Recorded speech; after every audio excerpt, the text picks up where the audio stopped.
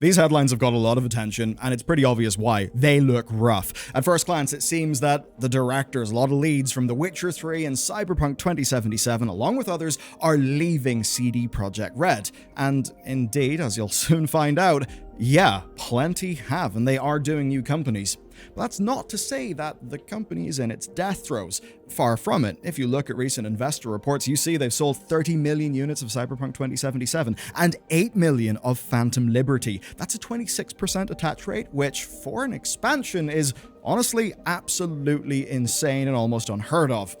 Then, the success of Edge Runners is being followed up with another Netflix project. Their stock price, something we all enjoyed following during the Cyberpunk debacle, has shot up 71% in 2024, and perhaps the most important metric, profitability, was 34%.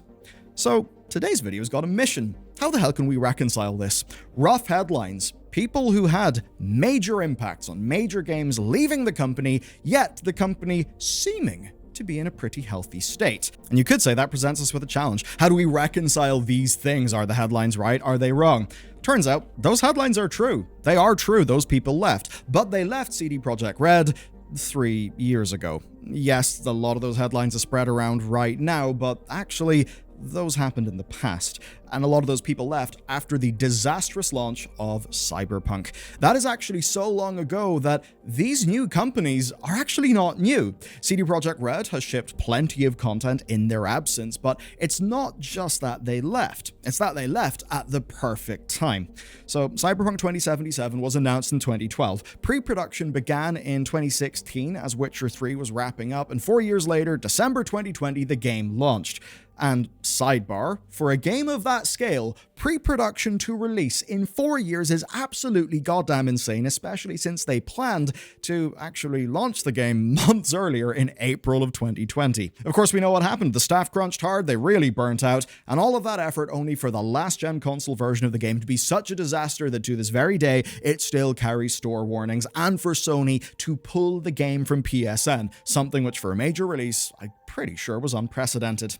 Then, at the time, management asked people at the company for more, to save the company from the problem it found itself in. Of course, a problem it found itself in because of that same management. And in response, some people quit. And this is something leadership acknowledged in public. The co-CEO explained to Eurogamer, and this is a quote, "For some people, of course, there was no buy-in from the get-go." That's after the launch. They were just burnt, and they had the right to it. Some people decided to leave, some people stayed for a little bit and decided to leave later on. And you see, that's the thing. Leaving after your game project has shipped is a completely normal, natural thing. That is the natural leaving point. But Cyberpunk's launch just would add fuel to that. Now, if you're a rank-and-file employee, think about the incentives. You do actually have the prospect of making Cyberpunk right and continuing to grow at the company that is giving you a reason to stay. But if you're already at the top of that company, where else can you go? What can you do? Well, the answer in today's market would be likely nowhere because there is less opportunity. But in the years of 2020 and 2021, things were entirely different. What got most headlines was CD Projekt Red rebuilding itself. Phantom Liberty would involve some crunch, but according to staff leaks and interviews, the impression we get is that working conditions at the company actually did improve greatly.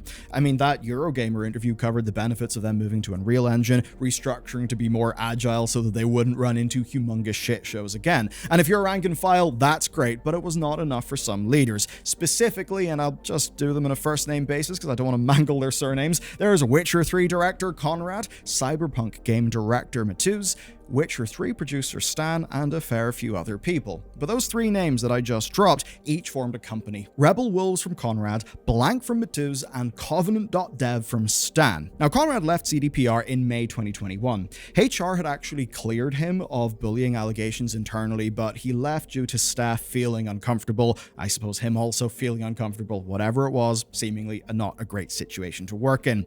A year later, he would resurface at the head of a new company called Rebel Wolves. At Rebel Wolves, he was joined by key Witcher 3 people, like an art director, animation director, and other pretty senior staff on that project. And the game concept they're doing absolutely fits their experience. They had announced a dark fantasy CRPG made in Unreal Engine 5. And since that release, they've actually grown. NetEase came in and they invested in 2023. That money no doubt helped them grow. And as an example, Conrad's brother, a 14-year CDPR vet who had actually just spent 2 years on Riot's MMO team, well, he joined in January 2024. Those are the basics for Rebel Wolves. I'll absolutely be back to them later because they play a major role. But that's far from all the companies. As an example, Cyberpunk game director Matuz, along with ex-CDPR executives and producers, well, they formed Blank. They announced their company in 2023. And it's not really like Rebel Wolves in terms of the game that they're doing. They're going post-apocalyptic, they're not doing an open world game, and they want to avoid well-trodden ground.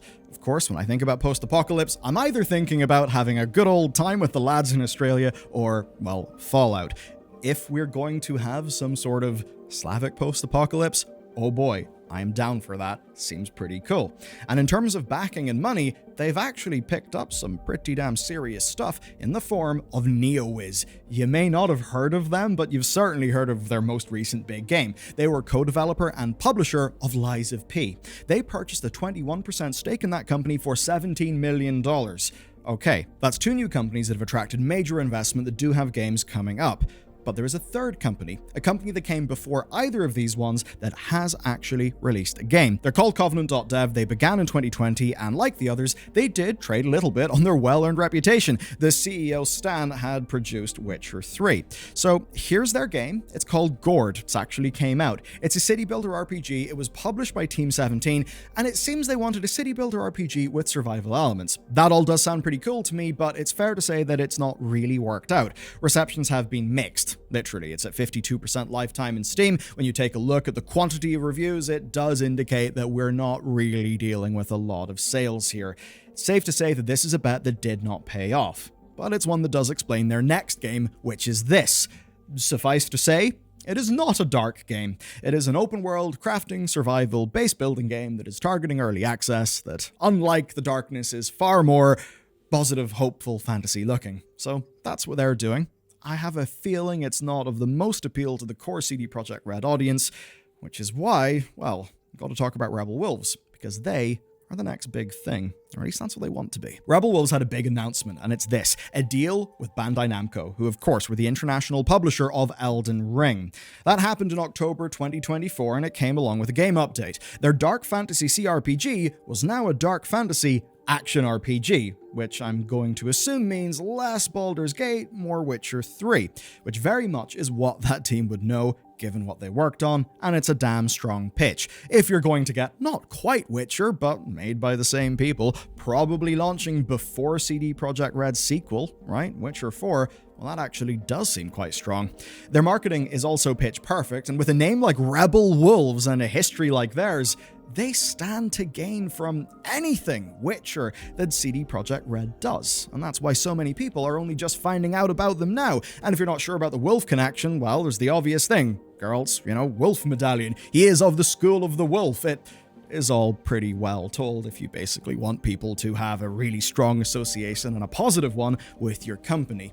And all of this is just in time for what is going to be their most important event yet. That is the reveal and CGI trailer of their game January 13th, 2025. 1 year after they did the name reveal of their game, which is Blood of the Dawnwalker. Yeah, it's vampires.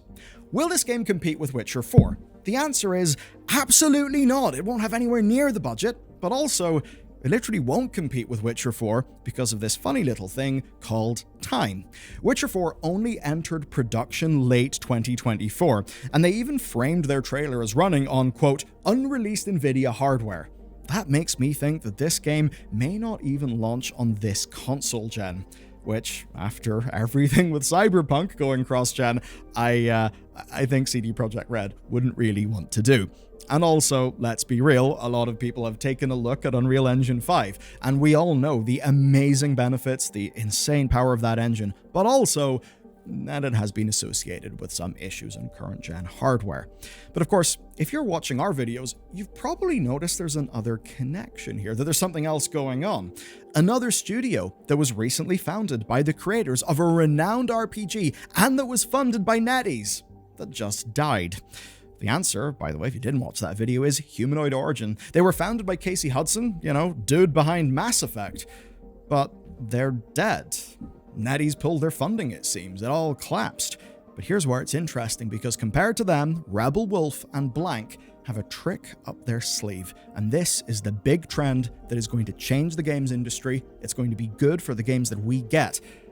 And it truly, truly is different. Late pandemic and post-pandemic, money was absolutely everywhere. Money was cheap, investment soared, and this led to countless veteran AAA developers striking out and being able to find the funding to make their own high-quality games and found their own teams. Still AAA-like budgets, but tighter scopes. And these ex-CDPR leaders found themselves poised to exploit this opportunity.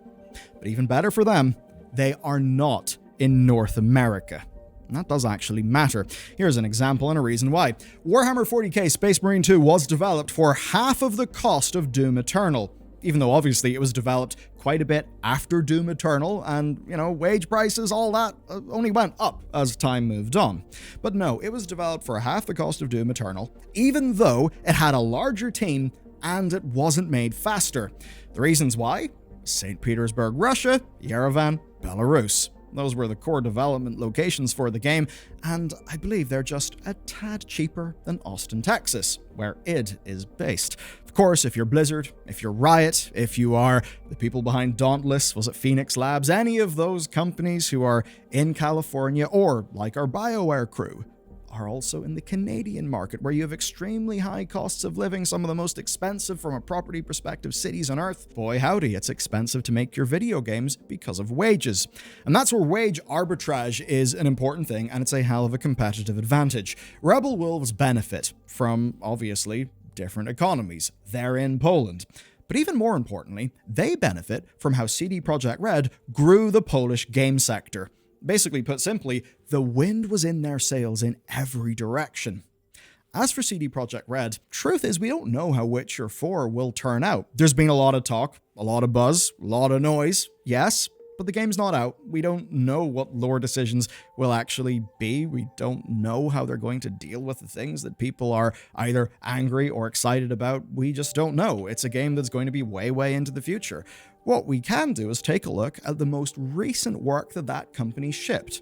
That's especially important because it's work that they shipped without any of the people who generated the headlines that spurred on today's video. That is, of course, Phantom Liberty. It is one of the most, buy this, you cannot go wrong deals in gaming these days. It's absolutely goddamn fantastic, and that includes from a writing perspective. The core people of Phantom Liberty are still at CD Projekt Red, and from what we've learned, the company does appear to be much better to work at, and I know some people will say, well, you know what, you goddamn entitled game developers, you gotta crunch to get the game done. But what a lot of people in software will then turn around and say is, but the problem is, games are so complex, and they really are, that if you start taking little hits here, little hits there, burning your people out more and more and more, all of that technical debt compounds, but it compounds exponentially, not linearly, and then you get the launch of Cyberpunk 2077, something that absolutely nobody wants. And funnily enough, it's where Rebel Wolves and Blank come into our story again. If you look at their websites, do you know what you see? As a core pillar, one of the things that they market, not on some small page you've got to click into via 100 links, no, what is on their front main page, putting developers first as a core pillar of the business. Now remember these people, remember their story. There was the sprint-paced marathon that was the development of Cyberpunk 2077, and that is on CDPR's leadership. It's pretty obvious that these people left in the wake of all of that going tits up. CD Projekt Red leadership have even admitted that in interviews. It's no surprise then that when Rebel Wolves, who are literally called Rebel Wolves, start their new company, that one of the things they talk about is no crunch, treating their developers right, all of that stuff right in their main page. because they're also trying to learn from the failures of the company that they left. Ultimately, what this means for you and me is real goddamn simple. Maybe Witcher 4 is going to be terrible, but maybe it'll be great and they will have learnt those lessons, and Phantom Liberty sure does point in a pretty good direction. But even if that isn't the case, a lot of the great talent from that company has now got resources and has now got freedom. Do you know what the upshot means? A more diversified market, a more competitive market, more people competing for for your dollars, for my pounds, whatever your currency is. The upshot is more competition and we having a higher chance of getting more games that are better. And that's why, even though you may see a lot of drama, a lot of anger, the core of this is good news for the health of the games industry. That's it for this video. Check out this one next.